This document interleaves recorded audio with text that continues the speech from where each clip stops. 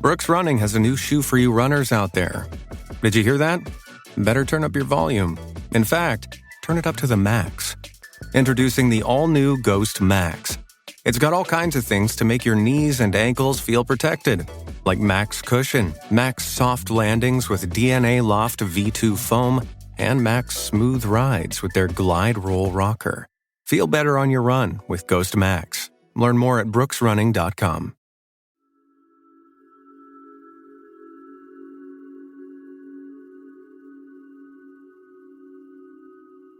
From the outside looking in, Dr. Martin MacNeill seemed to be a man who had it all.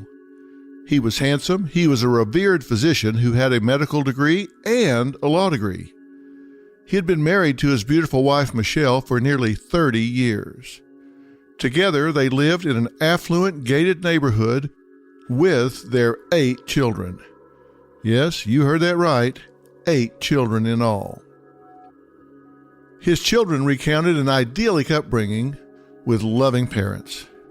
Everyone who knew the family thought the MacNeills were perfect. But that image was about to be shattered.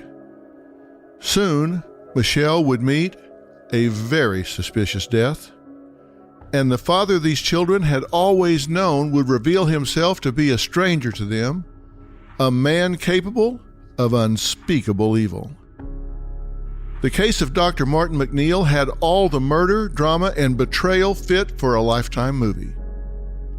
Except for his children, this wasn't a TV special of the week. This nightmare had actually happened to them. Right when this case was at the peak of public interest, I had the chance to sit down with not only Martin's oldest daughter, Alexis, but also with Martin's girlfriend turned nanny, Gypsy. A lot has been said about Gypsy in the press, especially by Martin's daughters. My intention was to go into this interview with an open mind and really listen to what she had to say. And what she revealed about her relationship with Martin, a man she says she truly loved, was as fascinating as it was revealing. On this first episode, we'll dive into the MacNeill family dynamic. What was brewing beneath the surface in that sprawling house? What was actually going on between Martin and his wife Michelle? And what happened the day she died? It's all coming up on Devious Doctor, The Life and Lies of Dr. Martin MacNeill. Mystery and Murder, analysis by Dr. Phil. I am Dr. Phil. Green Chef is the first USDA-certified organic meal kit company. Green Chef is now owned by HelloFresh, and with a wider array of meal plans to choose from. Love switching it up? Now you can enjoy both brands at a discount with me.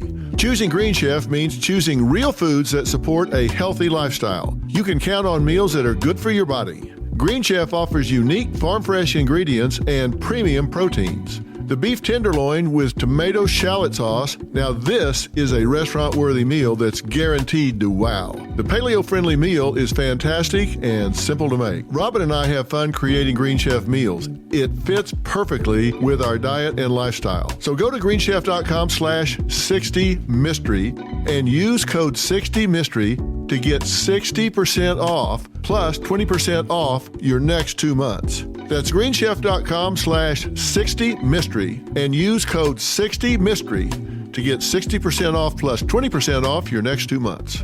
The #1 meal kit for eating well. Brooks Running has a new shoe for you runners out there. Did you hear that? Better turn up your volume. In fact, turn it up to the max. Introducing the all-new Ghost Max. It's got all kinds of things to make your knees and ankles feel protected, like Max Cushion, Max Soft Landings with DNA Loft V2 foam, and Max Smooth Rides with their Glide Roll Rocker. Feel better on your run with Ghost Max. Learn more at brooksrunning.com.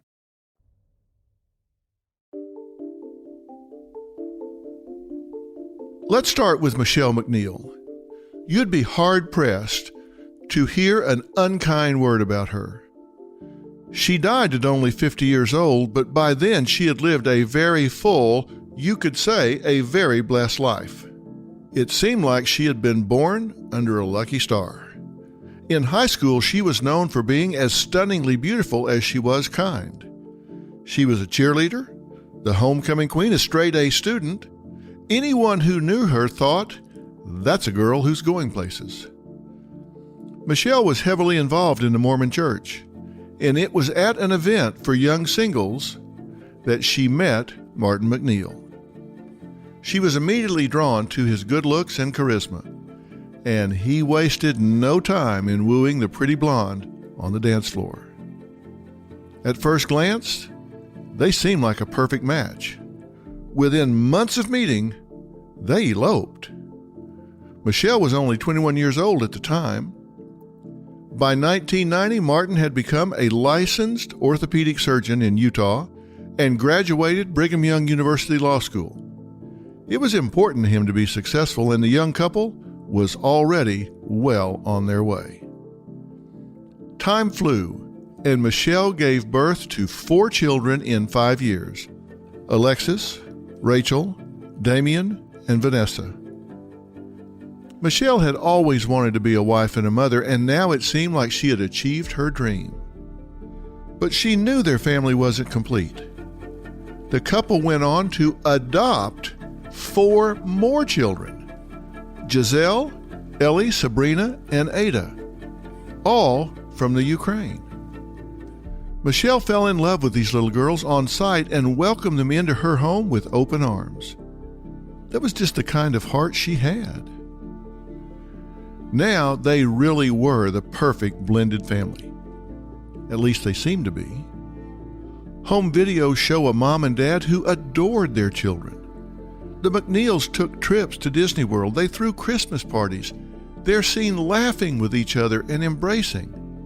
Watching this footage, you would never guess the turn things would take.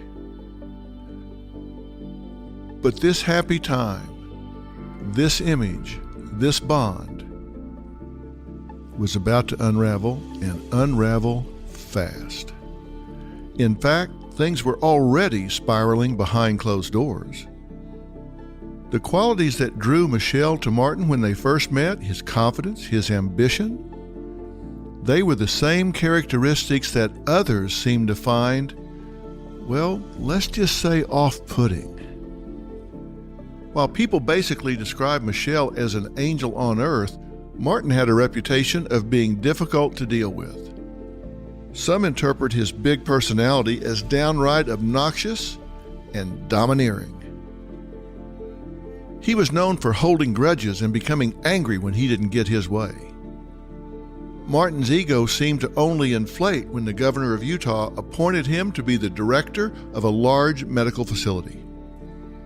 He may have actually been becoming even more self-absorbed. But Michelle's family, the Summers, had not been fans of his right from the start. When Michelle's mother first met Martin, she didn't care for him at all. She felt like he was putting on a show for everyone he met. For whatever reason, she instinctively disliked him. Meanwhile, Michelle and her sister Linda had always been close, but over time, Linda viewed Martin as controlling and felt like he was deliberately trying to create a distance between Michelle and the rest of the family. They had even tried to talk to her about his behavior over the years, but their warnings seemed to fall on deaf ears. Now, what was it that triggered them early on to feel that something was just not right with him? Well, we know that the number one tool of the abuser is isolation.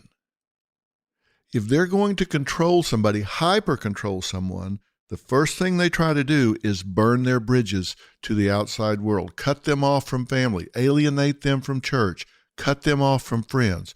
Because if you can get them isolated, then an abuser has a better chance of controlling, dominating, directing them. Now, look, I've been doing this for over 45 years, and I've met many a spouse who had problems with their in-laws, problems with boundaries. And I can see Michelle's point. in being loyal to her husband, Martin, because in the past, I've said once you get married and start your family, there should be no division of loyalty.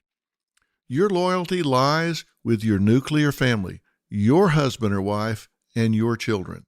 And you have to put boundaries up when it comes to your extended family. Michelle's family was seeing a toxic relationship with a power imbalance when it came to her marriage. But let's face it, Michelle is married and has 8 children. She needed this to work. She wanted this to work. Could she have been suffering from confirmation bias? Only seeing the things that confirmed her belief, what she wanted to be the case? Did she have a forgiving spirit? And oftentimes, in-laws hear one side of the story when a spouse comes to them during a tumultuous time with their mate, but they're never around for all the making up. So they get a slanted view of how the relationship might really be in its entirety. We just don't know what was going on in Michelle's mind. But her family felt strongly that they could see something was off with Martin. But as I say, Michelle was in deep. 8 children together, and she's a homemaker. She depends on Martin to provide for the family, and she's been with him since age 21. That's a long time to be dependent on someone. That's a long time to be out of the job market. That's a long time to define yourself as a stay-at-home mom. Was it intimidating for her to think that if I'm on my own all of a sudden, this might be unmanageable? Even though Michelle knew there were flaws in the marriage, there was a familiarity there. She had done everything to create this loving home environment for these 8 children. And as we say, you look at the videos, you look at the pictures, you listen to the children, and at one level, it certainly seemed to work. The cracks might have always been there, but the whole family noticed a dramatic shift in Martin's personality when he turned 50. They feared that he was approaching a serious midlife crisis 10 years later than most. All of a sudden, he started aggressively working out. Those who knew him well said he became completely obsessed with losing weight. His daughter Alexis said that he had sometimes pause in the middle of a conversation with someone and begin doing push-ups or jumping jacks. It was clear he had become fixated on his body, how he looked, how he presented. He had also began going to tanning salons, taking extra care in the way he dressed. It's one thing to take pride in your appearance, but this married father of 8 was making it seem like he was trying to get back on the market. He was wanting to be socially competitive. At least that's how Michelle perceived his new grooming rituals. And it wasn't just that her husband of 30 years was looking trim and tan. He was also encouraging her to alter her appearance. Michelle had been and remained a beautiful woman. After all, she was only 50 years old, but all of this new behavior worried her and led her to fear that Martin just might be having an affair. That's certainly one explanation of why all of a sudden he would take extra care and pay extra attention to how he looked. She even went to him and point-blank asked if there was another woman in the picture. He vehemently denied stepping out of the marriage multiple times. Sadly, this would turn out to just be one of his many, many lies. He had been having an affair for years, actually. The other woman in his life, who we'll soon talk about, was Gypsy Willis.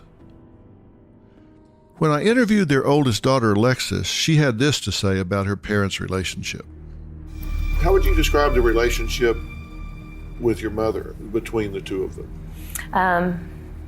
I thought my father loved my mother. You know, they were married for 29 years, and my mom loved him and loved her family.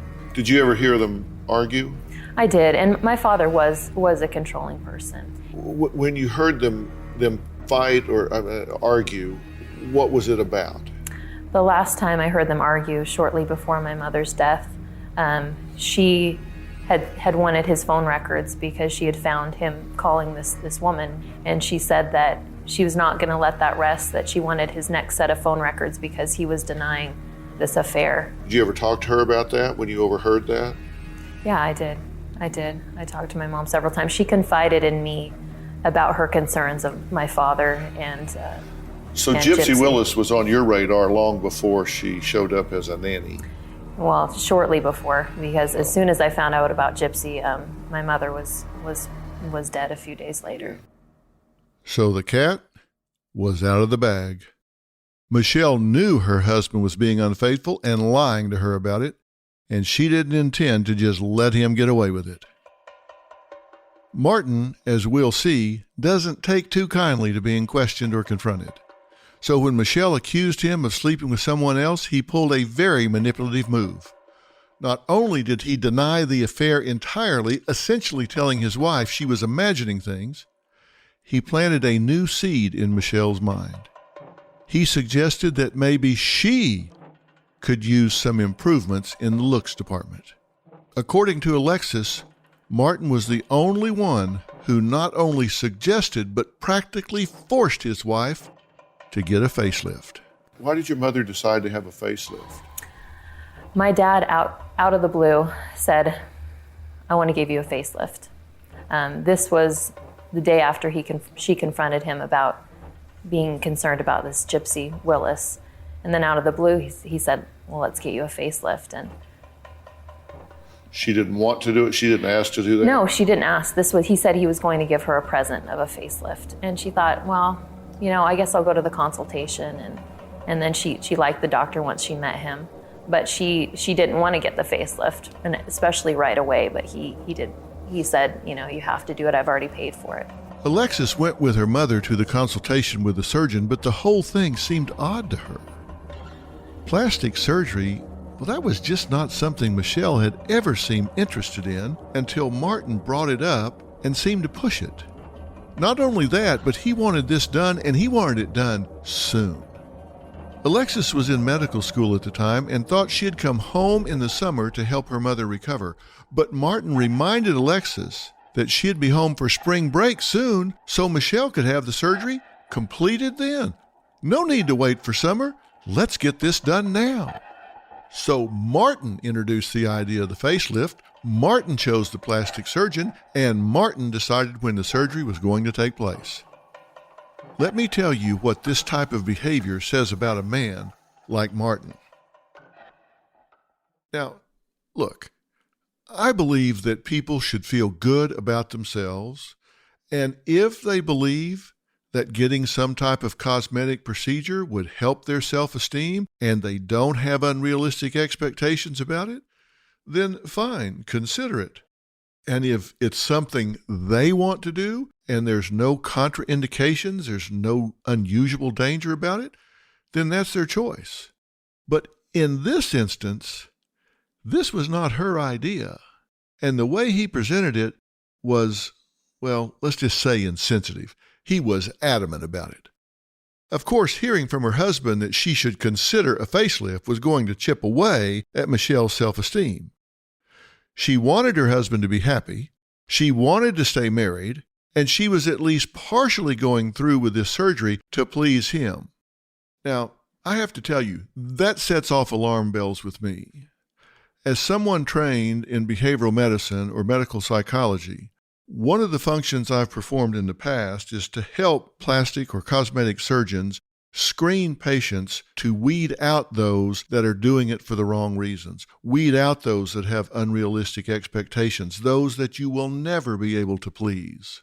And one of the first things I always looked for was what was the motive? What was the expectation? Whose idea was this? Not only is it hurtful that he's the one telling his wife she should do this, he's saying he already paid for it. It's a done deal. So in a sense, financially, She's been backed into a corner. If she refuses, then it's like she's looking a gift horse in the mouth and angering him because he clearly thinks she needs this done. It's just very manipulative. Here, I'm going to give you a gift to change who you are. That's a contradiction of terms. How do you define gift? Maybe this facelift was a cover for what Martin planned next, but if it wasn't, what it was a great way for Martin to take the heat off himself with the affair accusations and put the burden back on Michelle. You're seeing a prime example of Martin in control. He's telling her what to get, when to get it, and who to get it with. He makes the money. He's calling the shots. He is like the puppeteer. There's also this overarching theme with Martin where he is preoccupied with how others see him. He wants to make sure his wife continues to look good. He's showing how high a value he places on her physical beauty. He wants them to not only be well-to-do with the right house and the right jobs, but to look a certain way. He demands that others meet his specific standards. He demands that she be arm candy. He wants to walk in a room and people look and say, wow, look at that. In true control freak fashion, Martin was also planning his wife's aftercare. And it involved, you guessed it, a cocktail of prescription drugs. Now remember, Martin was a physician, so when he took it upon himself to consult with a plastic surgeon, the surgeon was open to listening to the medications Martin wanted prescribed for Michelle. Martin came up with a list. Here it is. Percocet, Ambien, Lortab, Valium, Finnegan. Some of these drugs are probably familiar to you. Valium is, of course, a sedative. Ambien is a sleep aid, while Percocet and Lortab are used to treat pain. Finnegan can also be used before and after surgeries as a way to control pain and nausea and vomiting in patients, particularly those that have been under general anesthesia. It also has a tendency to make patients drowsy. Add that to the Valium and the Ambien, and you're beginning to get the picture here. Of course, medications are often prescribed to someone after surgery, but this was quite a lengthy list. Later on, the surgeon admitted that had Martin not been a doctor, he wouldn't have prescribed all of those medications, and he certainly didn't intend for Michelle to take them all together. So Michelle goes through with the surgery that spring while Alexis is home to help care for her. And then, things got strange. After the first night Michelle was home, Martin encouraged Alexis to leave and go back to school. That, of course, was never supposed to be part of the plan. There was a house full of children to still be looked after and housework to keep up with while Michelle recovered. But Alexis, wanting to please her father, trusting her father, actually left the house that second night and spent that night away from home. She didn't go back to school, though. She did return the next morning and was taken aback by her mother's state. She was heavily sedated. Of course, Alexis was concerned and went to her father to ask what was going on. Now, there has been testimony that he asked her surgeon to prescribe certain drugs for her, and the list to me looked like it went beyond what you would normally have to control pain from that kind of surgery. Yeah. Tell me about that. I went in there the next morning and my mom was completely sedated. I confronted my father. I said, what did you give her? And he said, I must have given her too much and over-medicated her. And from that point on, I said, I'm taking over the medications. You're not to give her any medicine. Alexis was, of course, worried and confused. Her father was a doctor. What on earth was going on here? I mean, he's supposed to be a cutting-edge physician. He doesn't make mistakes like this. You don't over-medicate your own wife when she's recovering from surgery. This just didn't click with Mr. Perfect. During the course of Michelle's recovery, she began confiding in Alexis. One night when Alexis was washing her hair, she broke down in tears, and what she shared with her was chilling. Was there a point at which she told you she was concerned about her safety? Yeah. What did she say? Well, there were several instances, but the last one was while she was taking a bath, I was helping her wash her hair, and she turned to me and said, "Alexis, if anything happens to me, make sure it wasn't your father." If something happens to me, make sure what? Make sure it wasn't your father. Make sure it wasn't your father. Did that shock you? It did. I didn't take it seriously at the time. I said, "Mom, what are you talking about? He would never hurt you." And a day later, she was dead. Now, look at this from Alexis' standpoint. Here her mother is recovering from surgery and, of course, quite vulnerable at the time. She is heavily medicated and, in fact, by her father's own admission, had been supposedly accidentally over-medicated. And she's telling her daughter that she doesn't trust her husband of 3 decades? Alexis had to be wondering, is this my mom talking, or is this the medication talking? At this point, it's understandable that Alexis was surprised that her mother had this fear. Remember, Martin's her father.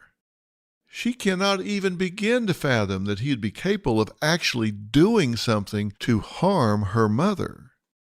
Sure, she's heard her parents fight, but even in the most fraught marriage, murder is not usually on the table, and certainly not in this family. But Michelle was genuinely distrustful of her husband. It was to the point that she asked Alexis to give her the pill bottles so she could physically feel the pills so she knew what her husband was giving her, since her eyes were covered with bandages and she could not see. Now put yourself in that position for a moment. You've just been through surgery that you didn't really want to have to begin with. It's been hurried along and you've been pushed to do it before you're ready to do it, even if you had wanted to do it. Then you're blind. Your eyes are covered with bandages. You can't see. That's very disorienting. And now you're being over-medicated. Is this paranoia? Or is this just a very realistic concern on her part? This is what Alexis has to weigh. And at this point, if Martin does have ill intentions, he's got his wife right where he wants her. She's just been under the knife. She's medicated. She's blind. She's not in any position to take a stand against him. He has the power. He has the control. But then things seemed to be getting better in the MacNeill household. In fact, the night before Alexis was set to return to school, she was relieved to see that her mother was doing better. She was on the mend, she was recovering, and she was not over-medicated.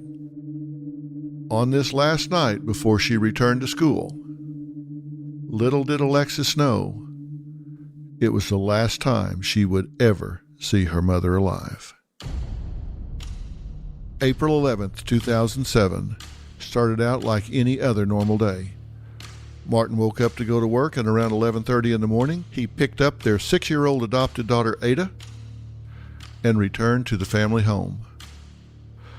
Once they got back to the house, Martin told the little girl to go check on her mom, while he remained downstairs in the kitchen. Ada, of course, did as she was told. She ran upstairs to see her mother. Once Ada was in the upstairs bathroom, she started screaming for Martin. Michelle was in the bathtub, and she wasn't breathing. Let's take a listen to that 911 call made by Dr. Martin MacNeill. I was falling in the bathtub. Who's in the bathtub? My wife. Okay, is she conscious? She's not. Can you calm down just a little bit? She's unconscious. She's underwater. Okay, did you get her out of the water? I can't. I couldn't let the water out. Is she breathing at all? She's not. As you heard for yourself, he sounds hysterical on that call. At least he was portraying himself as a man who was distraught. In fact, he was so frantic that he ended up hanging up on the 911 operator. She had to call him back. Okay, sir, the ambulance has been paged. They're on their way, okay? Do not hang up. I need help. Okay, they're on their way. Is your wife breathing? She is not. I am a physician. I got CPR in progress. Okay, do you know how to do CPR? I'm doing it. Now, you can be your own judge about how Martin MacNeill sounds on this call. And, of course, we all react differently in times of extreme stress, especially if someone we love is in harm's way. Some people go into shock. Some people become hysterical. Some people just don't know what to do. But Martin is a doctor. I very much doubt that he doesn't know what the best course of action is in a situation like this, and that he wouldn't know that the best thing he can do to help his wife is to remain calm, give the 911 operator all the necessary information so that help could get to his wife as soon as possible. Instead, this guy's hanging up on the operator. He's not speaking clearly. He's not giving the house address clearly. He's barking at her. Nothing he's doing is seeming to help the situation. I have to tell you, my read of the situation is that one could conclude that he is stalling getting Michelle potentially life-saving help. It also seemed odd, at the last moment in that 911 call, he chimes in with the fact that he's a doctor. Wouldn't you think he would share that information right away and be, well, acting more like a doctor instead of hysterical and snappy? I mean, doctors know how 911 works. Doctors know that when you make the call, even though they're talking to you, they're multitasking and already dispatching an ambulance. But the most troubling thing, there's the question of why on earth this doctor would send a child, his 6-year-old, in to check on Michelle in the first place. It's just plain common sense. It was his responsibility to do that, unless having his daughter go in was another part of a sinister master plan. I have to tell you, the person that finds the body always goes really high on the suspect list, at least initially. So in the midst of all of this chaos, he once again delegates to his 6-year-old daughter, Ada, to go next door to get help. Because as you heard on the 911 call, Martin was saying he was unable to lift Michelle from the tub. Now, remember, Martin has been working out. He's been hitting the gym. He's been losing weight. He's been getting fit. And even with adrenaline pumping, he can't lift his wife out of a bathtub? So Ada runs next door. I can only imagine how frightened and confused this child is over everything that's going on, but she finishes the mission and returns with a male neighbor. Now remember this detail because it will be important later on. According to Martin, when he came upon Michelle in the bathtub, she was seated on the edge and slumped over, her head completely submerged in the water. If you believe this story, then it seems feasible that Michelle may have been lethargic, possibly on pills, and in the midst of drawing a bath when tragedy struck. But right off the bat, Martin's version of events, well, they just didn't add up. When the neighbor, Doug, arrived at the scene, he claimed that she was lying down in the bathtub and that he grabbed her legs while Martin took a hold of the top part of her body, and together they picked her up and placed her on the bathroom floor to begin performing CPR. While doing CPR on Michelle with the neighbor, Martin was making it a point to convey that he was in emotional turmoil. Like a great Shakespearean actor, he would stop in the middle of CPR to scream out things like, "Why? Why?" When the EMS arrived, he was so hysterical that they pulled him into another room so they could focus on trying to revive Michelle. First responders could still hear him bellowing in the background. And here's another interesting fact. When Martin, a doctor, was performing CPR, no water escaped Michelle's mouth. When medics arrived and began performing compressions, tons of water came pouring out. Had Martin tried at all? His next move was to speak with Alexis and very abruptly tell her the news. And tell me about that phone call. Well, I actually had received a voicemail from my father while I was in class, and I listened to it, and it said, "Your mother's not listening to me. She's getting out of bed. You need to call her and tell her to get back to bed." And I just thought, this is really strange because she'd been doing so well. I mean, she wasn't staying in bed. So I called home and no one answered. And during my next break, I called home again, and my father answered the phone and said, "Your mother's in the bathtub and she's not breathing, and I've called an ambulance." What was your first thought? My first thought was he killed her. You just knew it right then. I knew. I dropped all my bags and jumped in the car and started driving to the airport, and I was just screaming that he killed her. He killed her. Can you imagine being on the other end of that phone call? All of a sudden, things are clicking into place for Alexis, and she is realizing now, when it's too late, that her mother's worst fears may have come to pass. It's also interesting to note that Martin left his daughter that voicemail earlier that day. He's making a point to create the narrative that Michelle needed to be in bed and that he did not trust her to be up and moving around alone. That sets up his story of why she'd be taking a bath alone while in an unhealthy physical state. And yet, just 12 hours before this, Alexis had seen her mother and saw with her own eyes that she was recuperating, otherwise she would have never left. At this point, Alexis was the only one her mother had confided in. She was the only one who had known that her mother suspected that her life might be in danger. Despite the best efforts of paramedics, Michelle MacNeill was declared dead. When Alexis arrived back home, she was devastated. But she immediately switched to investigative mode. In her eyes, Martin was no longer just her father. He was also her prime suspect. What was your first thought?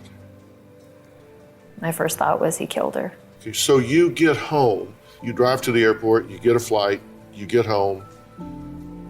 Tell me about your first interaction with your father when you saw him.